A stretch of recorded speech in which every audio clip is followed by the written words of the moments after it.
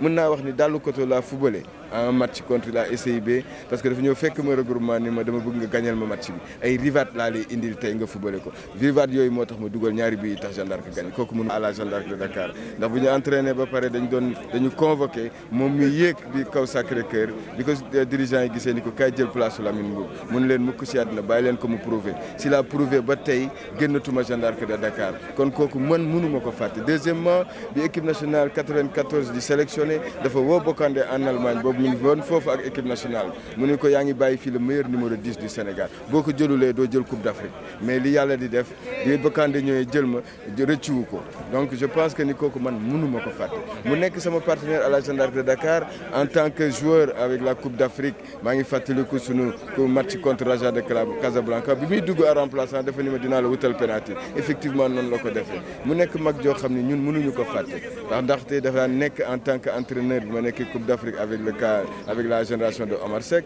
mi ngi doon coaché moo Camara gaucher beneen yoon bi da daan nekk ci terrain bi di kaf ak ñun di ree ak ñun dafa mën a booster footballeur. Entre tout l'amour du prochain comme nous l'a recommandé notre religion qui est le second principe.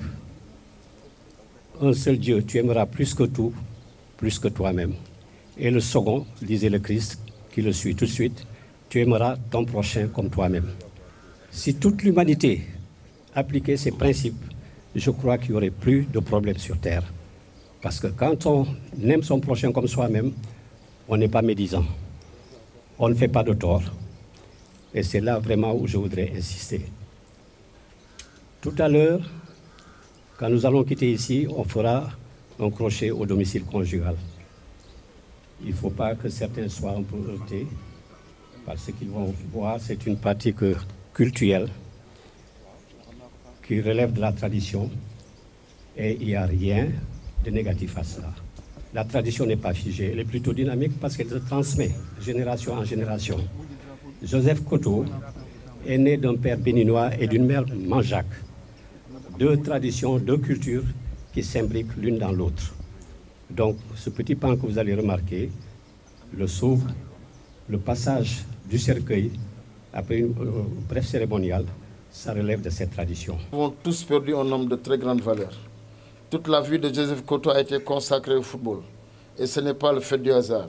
Si après avoir brillé sur les pelouses, il avait su réussir sa reconversion en devenant entraîneur, aussi bien de l'équipe nationale A que d'autres catégories où il a eu toujours se faire respecter par ses qualités de technicien et de meneur d'homme. Il a ainsi, par ses résultats sur le plan international, eu l'un des meilleurs palmarès du football sénégalais. Il a été jusqu'à son dernier souffle au service des internationaux sénégalais de football et occupé le poste de secrétaire général de notre association. C'est d'ailleurs en pleine préparation d'activité de l'association qu'il a eu un malaise et que l'irréparable s'est produit. Boutchou, cher frère, jamais le Sénégal n'effacera ton nom des tablettes où sont inscrits les hauts faits du football sénégalais. Germain pour toujours, tu comptais tes amis dans tous les camps. Moi, le Djerafman en premier. Joseph Koto n'est pas parti, il s'est simplement reposé. Parce qu'il ne peut pas partir. Joseph Koto est un symbole et les symboles ne meurent pas. Joseph Koto symbolise le métissage biologique et culturel cher au président poète. Joseph Koto symbolise le dialogue islamo-chrétien. Mais je crois qu'on devrait dire la communauté islamo-chrétienne, parce que nous sommes une même communauté. Joseph est parti, comme nous le savons tous, de façon inattendue, d'un malaise foudroyant, accablant ainsi le monde du football et du sport, d'une manière générale, d'une tristesse infinie. Et je comprends et partage cette douleur et ce chagrin. Mais au-delà, c'est la nation tout entière qui est attristée par cette brusque disparition. Car Koto, comme nous l'appelions affectueusement, fait partie de ces silhouettes agréables et familières aux Sénégalais par leur attachement et leur fidélité à leur métier, leur passion, leur amour de la patrie, leur sens du devoir et du sacerdoce, leur joie de vivre, surtout leur capacité exceptionnelle de transcender les situations les plus difficiles pour les transformer en opportunités afin d'aller plus loin, toujours plus loin et plus au fond et de faire toujours plus et mieux. L'humilité. Jo Koto, on ne l'entendait jamais, après les victoires, se proclamer plus beau que tout le monde, hausser les épaules. Il restait toujours le Jo Koto qu'on connaissait. Et mon comité est ici témoin. On a eu des débats. Chaque fois qu'il y a des attelages, on a des débats.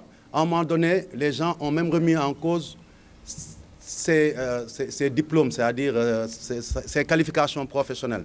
Je sors de réunion, je dis Jo Koto, gars, il n'y a pas de diplôme. Je dis, il n'hésitait pas à se déplacer.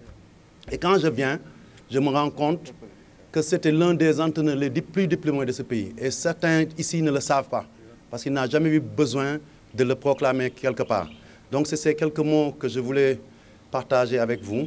Mon Koto, taw ñëk juudu ñëk baax mu top ci ginaaw magam nek lepp ci Jeanne d'Arc mu wan ko naka la wan ko discipline wan ko rage à vaincre wan ko la gagne inculqué ko ba Koto nek un grand joueur mu débuté nak def na tennis def na handball def na basket def na Scrabble lu ne Koto jeu bu ne def na ko discipline bu ne def na ko Ablaye Sène ko mon petit tu n'es pas fait pour ces disciplines-là tu es fait pour le sport pour le football.